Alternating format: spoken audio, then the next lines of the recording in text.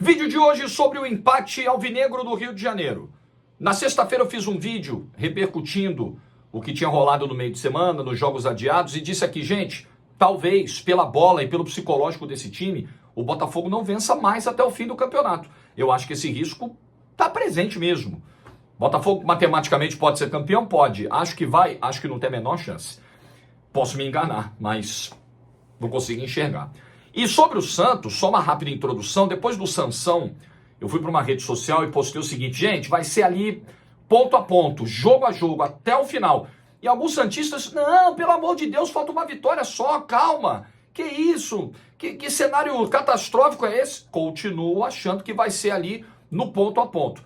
Mas, se você me pergunta, vai escapar ou não vai, Jorge? Hoje, 27 de novembro, eu digo que sim, eu acho que vai.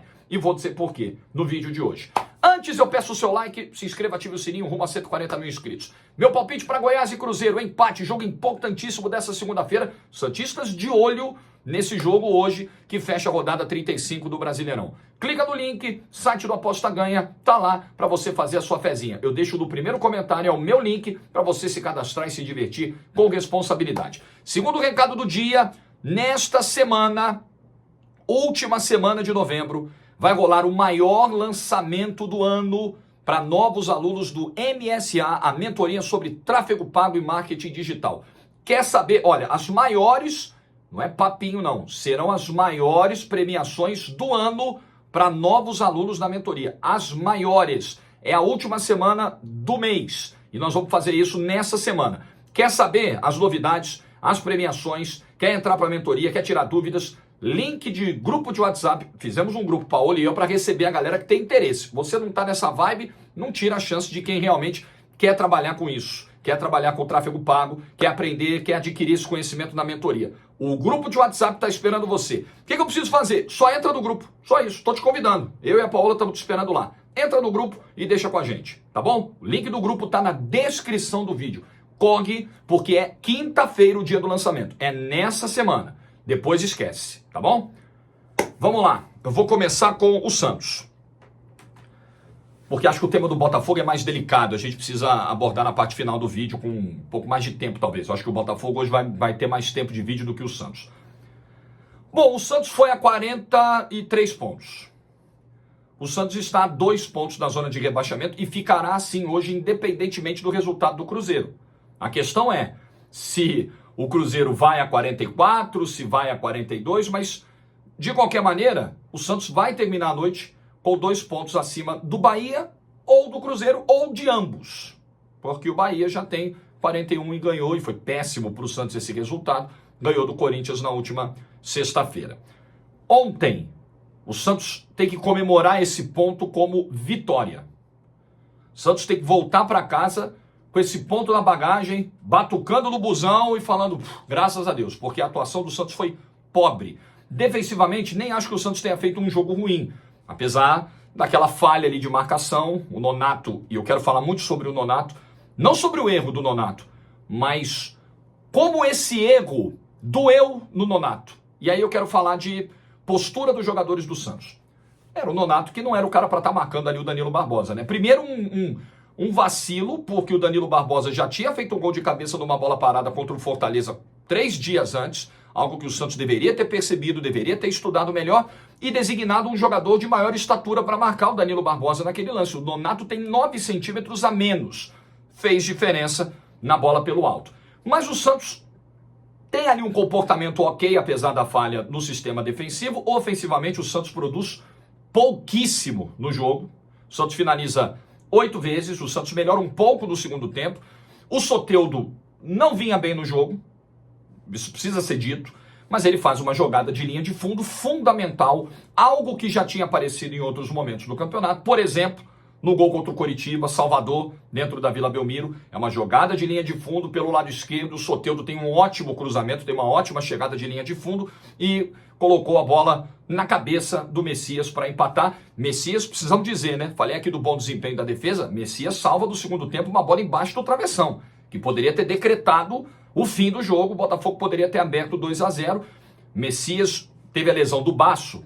E aí o santista, meu Deus, Messias, que vem tendo um ano irregular, de altos e baixos, muito mais baixos do que altos, mas tem ido bem.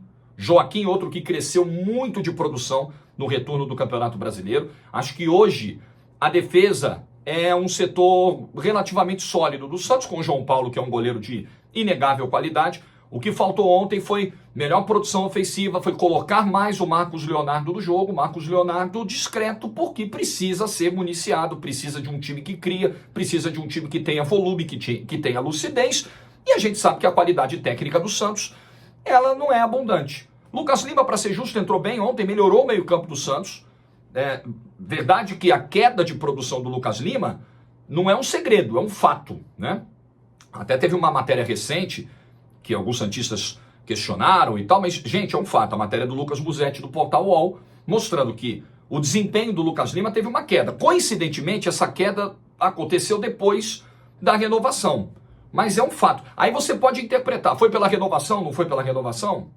O interesse era um, o interesse agora é outro? Cara, aí cada um, ao ler a matéria, tira a sua conclusão. O que não dá é para brigar com o fato. O fato é esse, está relatado ali. O desempenho dele era 1 até determinada data.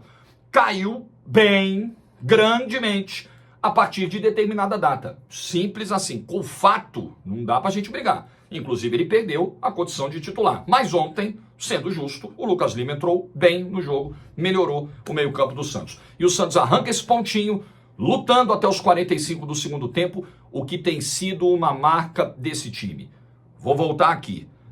Depois do 7-1, fiz um vídeo dizendo que é inadmissível um clube da grandeza do Santos, jogadores de nível de Série A, é inadmissível voltar de um jogo fora de casa com o resultado que o Santos voltou do Beira-Rio.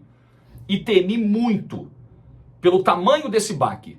Temi muito por uma não recuperação emocional daquilo que aconteceu no Beira-Rio. Mas o Santos respondeu. E num vídeo posterior, depois de uma sequência de bons resultados, eu vim aqui e disse o seguinte: esse time está transpirando.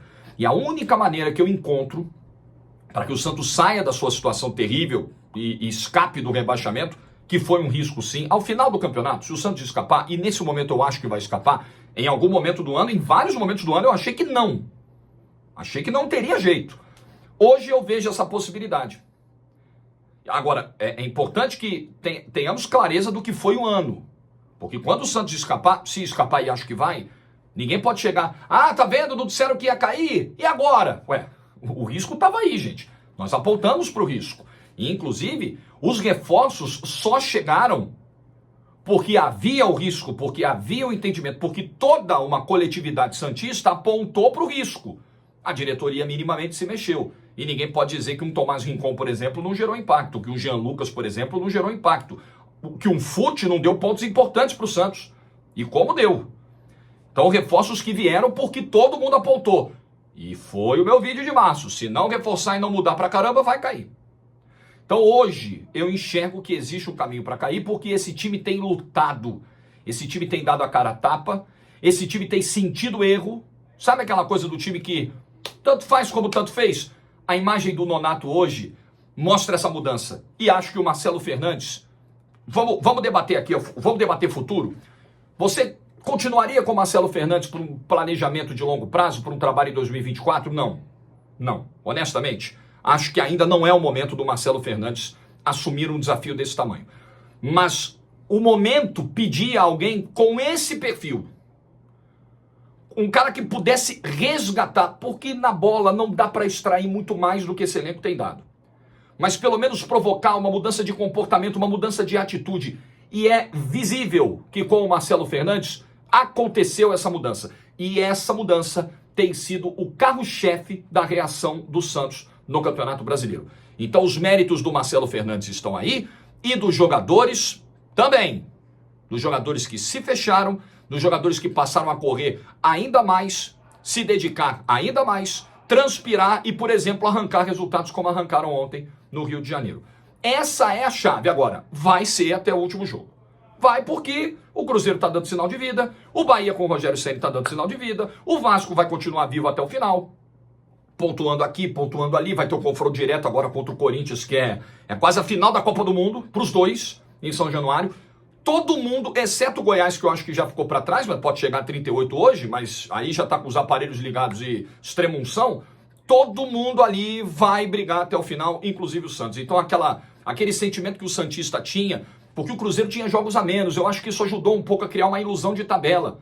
Só que o Cruzeiro aproveitou e pontuou nos jogos a menos. Ele pontuou contra o Vasco, não ganhou, mas não deixou o Vasco escapar, e ganhou do Fortaleza fora de casa. Muitos não esperavam. Então deu aquele susto agora no santista. Pô, o Jorge não estava viajando tanto depois do Sansão quando disse que vai ser ponta a ponta. E acho que vai. O Santos tem Fluminense em casa.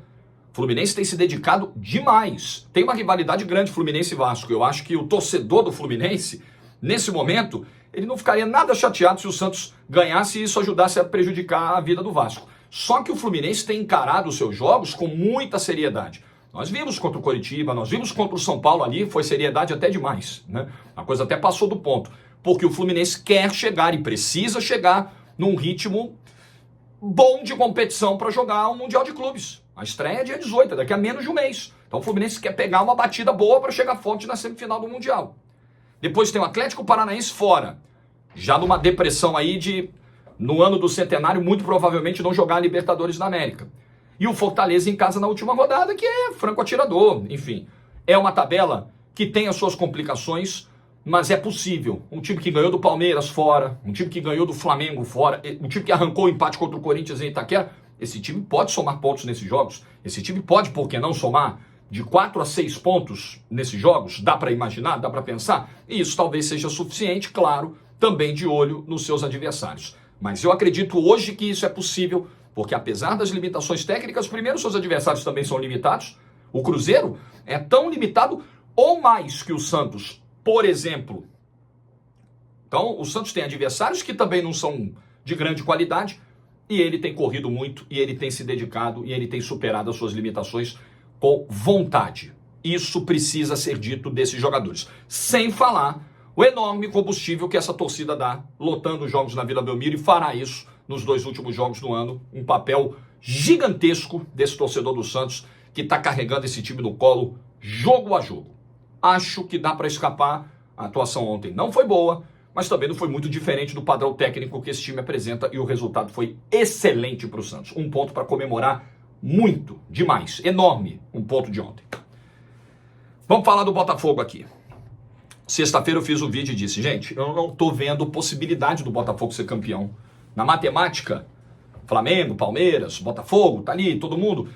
Mas, gente, olha a bola de cada time, olha o mental de cada time, olha o momento de cada time. Mesmo que a matemática te mostre, o futebol ele tem a realidade. O futebol ele não é só matemática, a gente precisa enxergar os jogos, o que as equipes estão produzindo, o que as equipes estão criando, olhar uma perspectiva de futuro. Eu não consigo enxergar. Eu não consigo enxergar ânimo e coisas mais, tá? Nesse Botafogo. O Botafogo somou 4 pontos nos últimos 24 disputados. Esse mesmo Botafogo que ganhou 10 jogos no primeiro turno, ele fez 10 jogos em casa e ganhou os 10 no primeiro turno do Campeonato Brasileiro, no segundo turno ele só ganhou uma partida dentro de casa. No segundo turno, dentro de casa, o Botafogo não ganhou do Goiás, por exemplo. No segundo turno, dentro de casa, o Botafogo não conseguiu ganhar do Cuiabá, por exemplo. Do Santos, do Atlético Paranaense, no jogo lá do Blackout. Não conseguiu. O Botafogo era uma equipe do primeiro turno e parece que são 11 jogadores totalmente diferentes do segundo. E ontem eu vi alguns torcedores dizendo o seguinte: ué, não era esse o time que seria campeão? Ué, não era esse o melhor time do campeonato? Agora vocês estão aí metendo pau, mas esse time não encantou todo mundo? Mas gente, que loucura é essa, assim? É fato, esse time teve uma queda de produção inexplicável. Eu diria que injustificável, dado o tamanho. Que cair, oscilar, acontece com todo mundo num campeonato tão longo de pontos corridos. Só que a queda do Botafogo é uma queda de avião. Sabe assim, é destroço para todo lado, sobra nada. Ou sobra muito pouco quando sobra, né? Num desastre aéreo, às vezes ainda sobra alguma coisa. Essa é a queda do Botafogo. Um avião caindo de bico. Não sei quantos quilômetros por hora, 800, 900 quilômetros por hora. E não sobrou nada. Do time que foi encantador no primeiro turno, hoje não há nada. E aí existe um debate sobre a utilização de alguns termos no futebol. Tem gente que acha muito agressivo e até estimulador de violência a amarelada, pipocada, o carioca gosta muito de falar peidada, né? Tem gente que diz que isso não pode ser utilizado no jornalismo esportivo, porque isso vai servir de gatilho para atos que ameacem a integridade física de jogadores. Eu discordo frontalmente, porque eu acho que o que serve de gatilho para a violência, não só no futebol, mas na sociedade de uma maneira geral, é a falta de punição, é a nossa falta de base, de valores, de educação. Eu acho que a raiz está aí. Não é numa manchete de jornal, a não ser que a manchete pregue o uso da força física contra um jogador que não performa bem. Aí tudo bem, aí nós estaremos falando de um cometimento de crime, de fato uma incitação à violência. Agora, o que os jogadores do Botafogo estão fazendo precisa ser dito no português mais claro possível, no português mais simples, mais direto possível. É amarelada, é pipocada, é jogador que não consegue decidir, é jogador que não está sabendo decidir, e mais, é jogador, você olha para alguns desse elenco, que não tem um histórico vencedor, que não tem um histórico campeão. É jogador que não vive isso, não tem isso na sua biografia, não tem isso no seu DNA, e se espanta na hora que os rivais se aproximam da tabela, e não se controla emocionalmente na hora de tomar uma decisão num momento difícil. É isso, gente. O que está acontecendo com o Botafogo é simples. São os problemas emocionais do clube, são os problemas estruturais, tudo isso já foi abordado em vídeos anteriores. O azar de perder o Luiz Castro, verdade. O erro da diretoria ao demorar a mandar o Bruno Lage embora. O erro ao efetivar o Lúcio Flávio, né? Uma série de coisas. A incompetência desses senhores que passaram pelo comando do Botafogo, mas a gente não pode tirar a parcela do elenco, que é muito grande. O Botafogo ontem teve oportunidades para matar o jogo e não conseguiu. O Botafogo teve oportunidades para matar um jogo contra o Palmeiras no pênalti do Tiquinho e não conseguiu, e mesmo assim o placar estava 3-1, mesmo com a perda do pênalti, era um resultado absolutamente administrável. E os jogadores do Botafogo não tiveram condição. O Botafogo, numa saída maluca do seu goleiro contra o Cuiabá, perdeu um jogo dentro de casa, no emocional, na cabeça. O Botafogo contra o Vasco tinha 11 almas penadas em campo. Não tinha gente, não foi jogador. O Botafogo não foi para São Januário contra o Vasco. Foram 11 almas penadas. Com a camisa do Botafogo. Só. Era o que tinha lá. O Botafogo fez o papelão que fez contra o Grêmio. É o Botafogo, gente. 4 pontos somados nos últimos 24. Isso é indefensável. Indefensável. E vários desses jogadores aí mostram que não tem condição. Se o Botafogo quer uma Libertadores, ele está classificado para Libertadores, talvez nem vá direto. Talvez a queda seja tão grande que ele tenha que disputar uma pré-Libertadores. E não acho que é absurdo isso não, tá? Acho que pode acontecer. Absurdo é, mas não acho que vai ser uma loucura assim, algo totalmente inesperado. Pelo que a gente está vendo, não. Pelo que a gente está vendo, eu acho que o torcedor do Botafogo deveria até se preparar para isso, tá? E se o Botafogo no ano que vem quiser dar um salto maior, ele vai precisar ser ousado e ele vai precisar fazer uma limpeza nesse elenco. Porque tem gente aí que, honestamente, PR e Adrielson, que sigam as suas vidas no Lyon.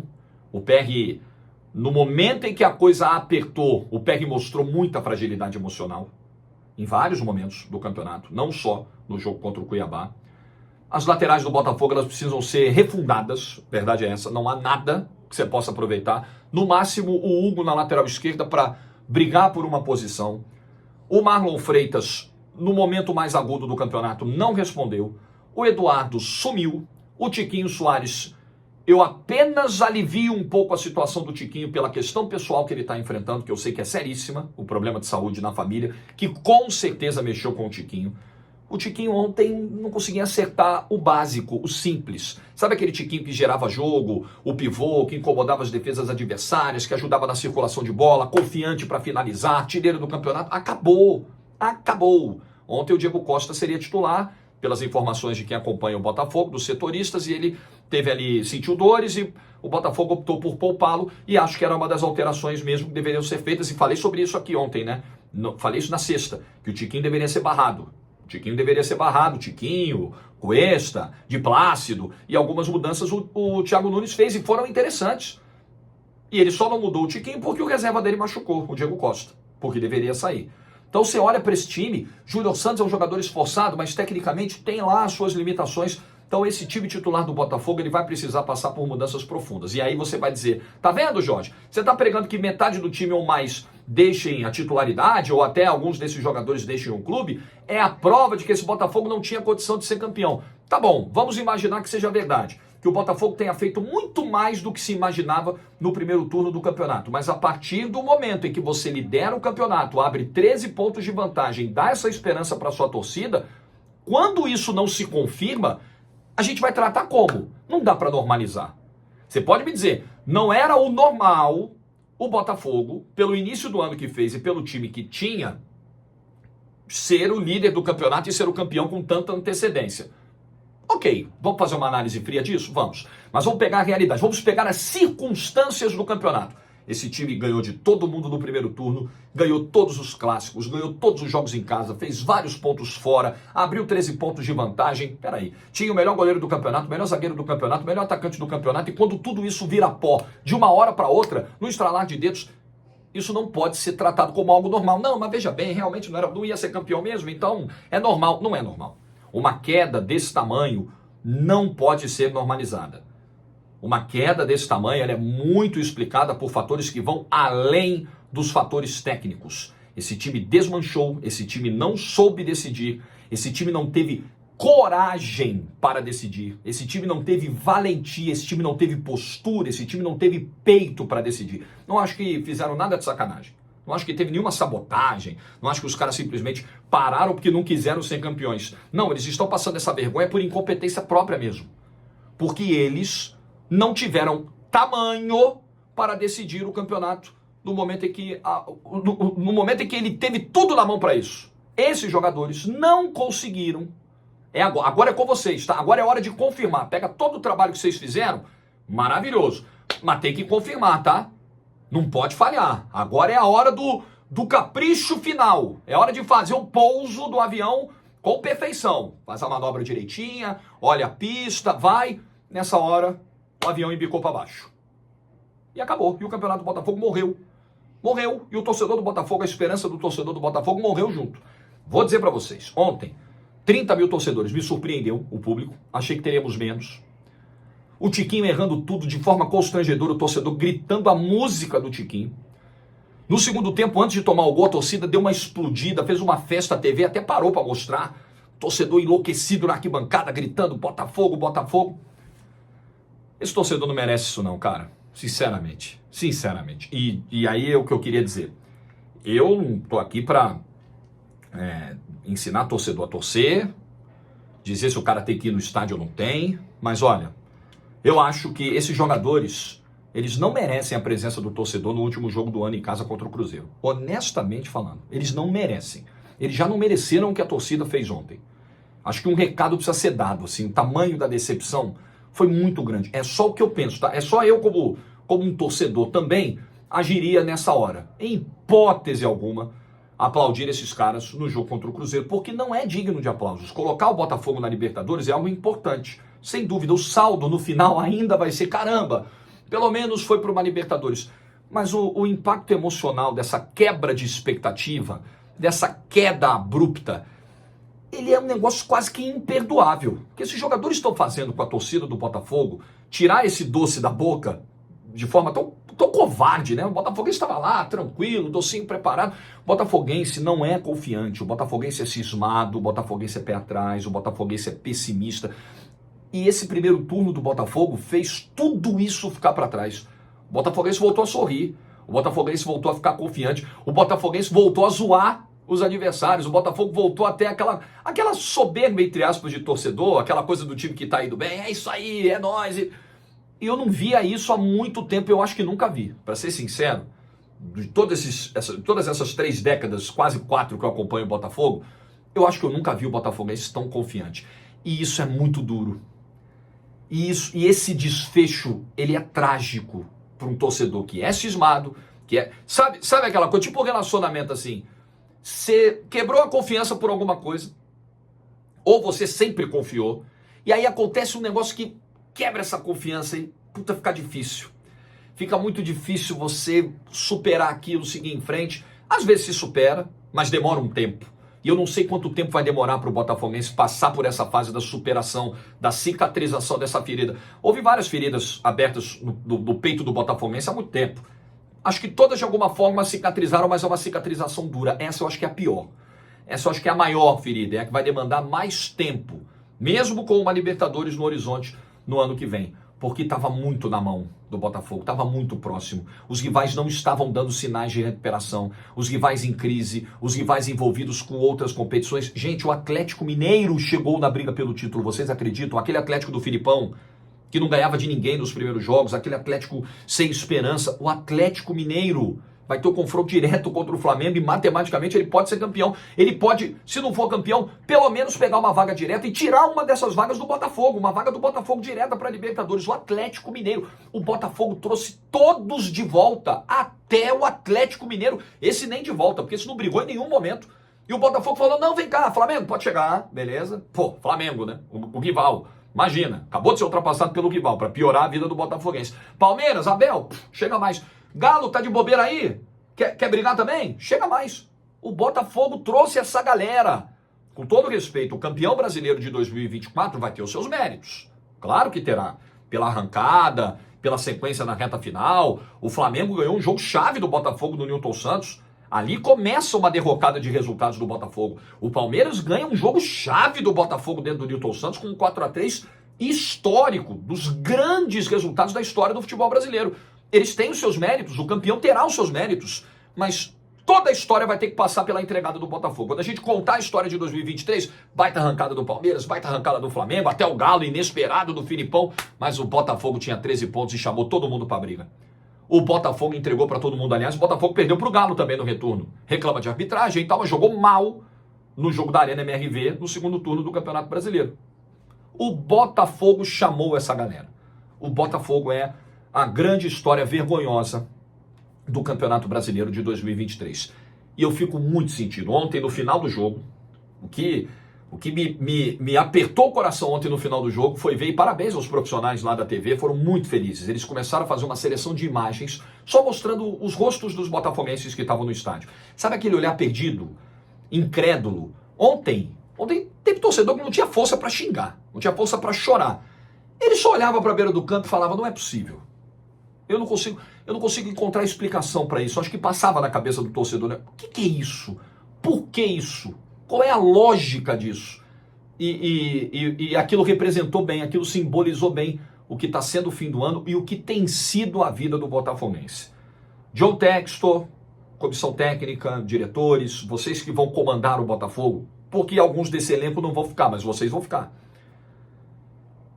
Espero que vocês tirem lições do 2023. E espero que vocês sejam muito habilidosos para costurar de novo, sabe assim, para dar os pontinhos na ferida que está aberta, para ajudar essa cicatrização, que vocês sejam muito cuidadosos, muito habilidosos e muito respeitosos com a dor da torcida do Botafogo nesse momento. Muito cruel. Eu já vi história triste no futebol brasileiro, para mais de metro. Todo torcedor, todo time do futebol brasileiro tem uma história triste para contar. Igual a do Botafogo de 2023. É difícil achar paralelo, viu? É difícil achar na história. Nossa, é muito difícil. É top 3 de histórias dolorosas do futebol brasileiro. Dolorosas pro botafoguense. O rival tá pouco se lixando e é isso mesmo. E vai pra zoeira e faz o meme. E é do jogo. Agora, pro botafoguense, meu velho, eu nunca vi nada igual, sinceramente. E acho que o risco tá aí. Do Botafogo não pegar nenhuma vaga direta. Do Botafogo conseguir ficar sem vitórias até o fim do campeonato. Gente, 3 meses sem ganhar. 4 pontos nos últimos 24. Qual é a confiança que você tem que o Botafogo vai sapecar Coritiba? Ah, mas o Coritiba tá rebaixado. E daí? Qual a segurança que você tem que o Botafogo vai ganhar no Couto Pereira?